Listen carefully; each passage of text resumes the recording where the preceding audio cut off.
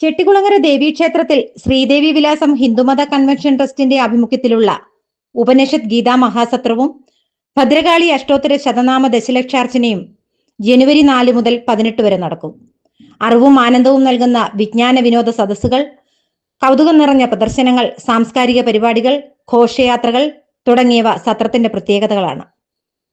ഭാരതത്തിന്റെ 4 സുപ്രധാന ആധ്യാത്മിക ക്ഷേത്രങ്ങളിൽ നിന്നാണ് ഘോഷയാത്രകൾ എത്തുന്നത്. കുരുക്ഷേത്രത്തിൽ നിന്ന് ഗ്രന്ഥഘോഷയാത്ര, മധുരയിൽ നിന്ന് ധ്വജഘോഷയാത്ര, കൊടുങ്ങല്ലൂരിൽ നിന്ന് ദീപഘോഷയാത്ര, പത്മനാഭസ്വാമി ക്ഷേത്രത്തിൽ നിന്ന് വിഗ്രഹഘോഷയാത്ര എന്നിവ നടക്കും. ജനുവരി 4 വൈകിട്ട് 4 മണിക്ക് ഘോഷയാത്രകൾ തട്ടാരമ്പലം ജംഗ്ഷനിലെത്തി അവിടെ നിന്ന് മഹാഘോഷയാത്രയായി ചെട്ടികുളങ്ങര ക്ഷേത്രത്തിലേക്ക് നീങ്ങും. വൈകിട്ട് 6 സാംസ്കാരിക വകുപ്പ് മന്ത്രി സജി ചെറിയാൻ സത്രം ഉദ്ഘാടനം ചെയ്യും. യജ്ഞവേദിയിൽ എല്ലാ ദിവസവും പുലർച്ചെ 5 മുതൽ 12 വരെയും വൈകിട്ട് 4 മുതൽ 6:30 വരെയും അഷ്ടോത്തര ശതനാമ ദശലക്ഷാർച്ചന, തൈത്തിരീയ ഉപനിഷത്ത് പാരായണം, ഭഗവത്ഗീത പാരായണം, പ്രഭാഷണം എന്നിവ നടക്കും. എല്ലാ ദിവസവും വൈകിട്ട് 6:30 സാംസ്കാരിക സമ്മേളനവും രാത്രി 8:30 മുതൽ ഭാരതത്തിലെ വിവിധ സംസ്ഥാനങ്ങളിൽ നിന്നുള്ള കലാപരിപാടികളും അരങ്ങേറും.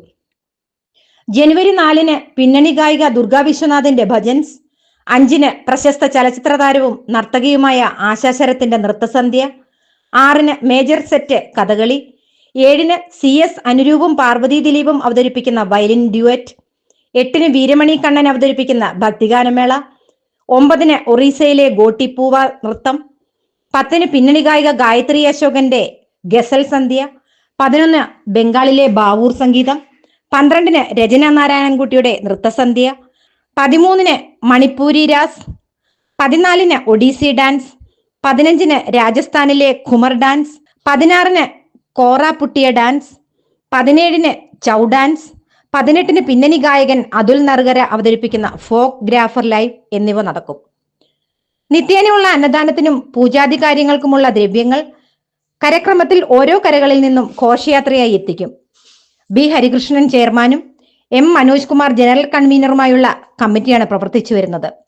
ക്ഷേത്രതന്ത്രി പ്ലാക്കുടി ഉണ്ണികൃഷ്ണൻ നമ്പൂതിരി മുഖ്യ കാർമ്മികത്വവും മള്ളിയൂർ പരമേശ്വരൻ നമ്പൂതിരിയും ഡോക്ടർ PN ഈശ്വരൻ നമ്പൂതിരിയും മുഖ്യ ആചാര്യന്മാരുമായിരിക്കും.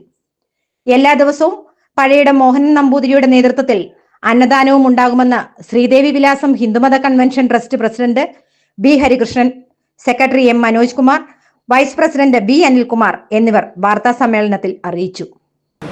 ചെട്ടികുളങ്ങര ദേവീക്ഷേത്രത്തിൽ ജനുവരി 4 മുതൽ 18 വരെ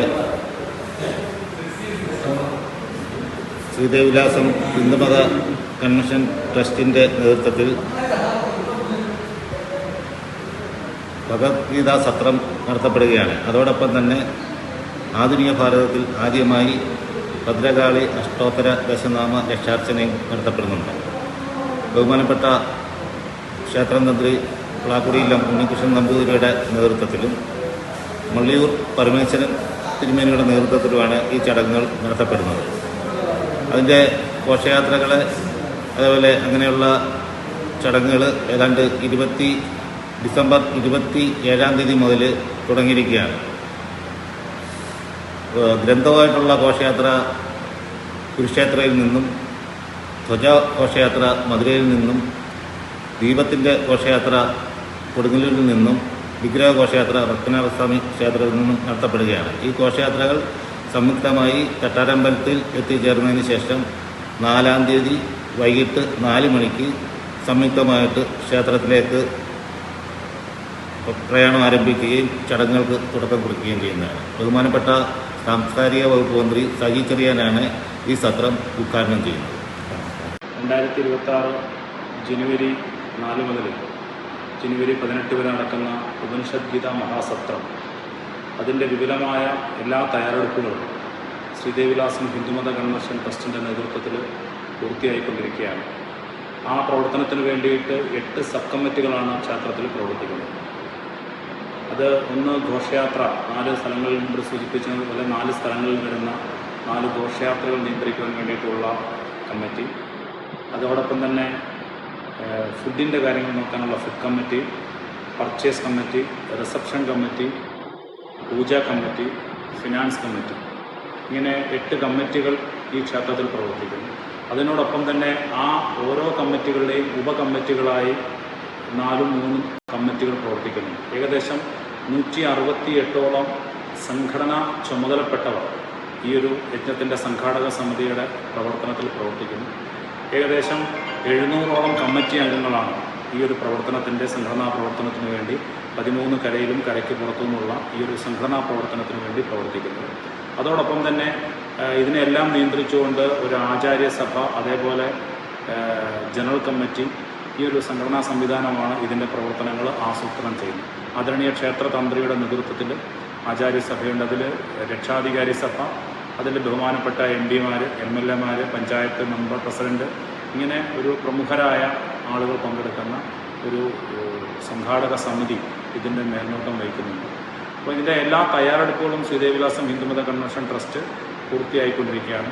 എല്ലാ പ്രവർത്തനവും സജീവമായി അതിൻ്റെ ഇനിയുള്ള വരുന്ന 4-ാം തീയതി ഘോഷയാത്ര എത്തിക്കഴിഞ്ഞ് യജ്ഞമണ്ഡപത്തിൽ ആദരണീയ ക്ഷേത്രതന്ത്രി ഭദ്രദീപ പ്രതിഷ്ഠയും വിഗ്രഹ പ്രതിഷ്ഠയും നടത്തി കഴിയുമ്പോൾ ആദ്യത്തെ 10 ദിവസം ഭഗവത്ഗീതയുടെ 18 അധ്യായങ്ങളും അതിൻ്റെ പ്രഭാഷണങ്ങളും നടക്കും. അവസാനത്തെ 4 ദിവസം തൈത്തിരീയ ഉപനിഷത്ത് സംബന്ധിച്ചിട്ടുള്ള പ്രഭാഷണവും അതിൻ്റെ ജപവുമാണ് നടക്കുക.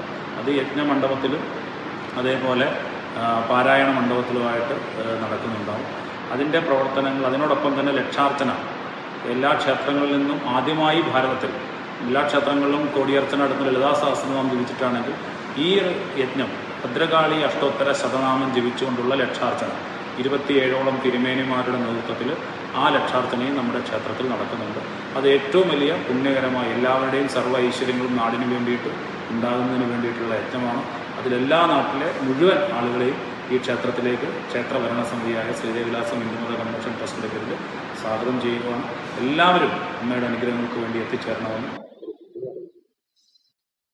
ജനുവരി 4 മുതൽ 18 വരെ നടക്കുന്ന ഉപനിഷത്ത് ഗീതാ മഹാസത്രത്തിൻ്റെ പരിപാടികൾ, വിപുലമായ പരിപാടികളാണ് നടത്തപ്പെടുന്നത്. ഭാരതത്തിൻ്റെ എല്ലാ സംസ്ഥാനങ്ങളിൽ നിന്നുമുള്ള കലാരൂപങ്ങൾ, അതേപോലെ തന്നെ പ്രഭാഷണ പരമ്പരകൾ എല്ലാം നടത്തപ്പെടുന്നുണ്ട്. അതോടൊപ്പം തന്നെ കേന്ദ്ര സംസ്ഥാന മന്ത്രിസഭയിലെ മന്ത്രിമാരും ഒക്കെ പങ്കെടുക്കുന്ന പ്രോഗ്രാമുകളാണ് നമ്മളിവിടെ നടക്കുന്നത്.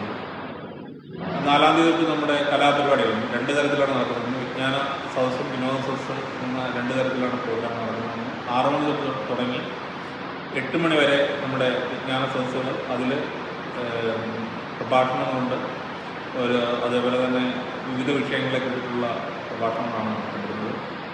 അതിനുശേഷം 8:30 തൊട്ട് കലാപരിപാടികൾ നടത്തപ്പെടുന്നുണ്ട്. അത് പലതരത്തിലുള്ള ഈ പറഞ്ഞ ഭാരതത്തിൻ്റെ വിവിധ സംസ്ഥാനങ്ങളിൽ നിന്നുള്ള കലാരൂപങ്ങളാണ്. ആദ്യത്തെ തുടക്ക ദിവസത്തിൽ ദുർഗാവിശ്വനാഥൻ്റെ ഭജൻസ്, അതോടൊപ്പം തന്നെ നമ്മുടെ വീരമണി കണ്ണൻ്റെ ഭജൻസുണ്ട്, കഥകളിയുണ്ട്, ഒറീസയിൽ നിന്നുള്ള കോരാപ്പുട്ട്, അതേപോലെ തന്നെ മണിപ്പൂരിൽ നിന്നുള്ള മണിപ്പൂർ റാസ്, ഒഡീസി, കോരാപ്പുട്ട്, അങ്ങനെ പല ഭൂമാർ, അങ്ങനെ വിവിധ തരത്തിലുള്ള പരിപാടികളും. അവസാന ദിവസം 18-ാം തീയതി അതിൽ നടത്തുക നയിക്കുന്ന ബാൻഡ് എന്നിവയുണ്ട്. എന്തായാലും എല്ലാ തരത്തിലും ദേശീയ ശ്രദ്ധ ആകർഷിക്കുന്നൊരു പരിപാടിയാണ് ഉണ്ടാകുന്നത്. അതിലേക്ക് എല്ലാ പറ്റങ്ങളുടെയും സഹകരണം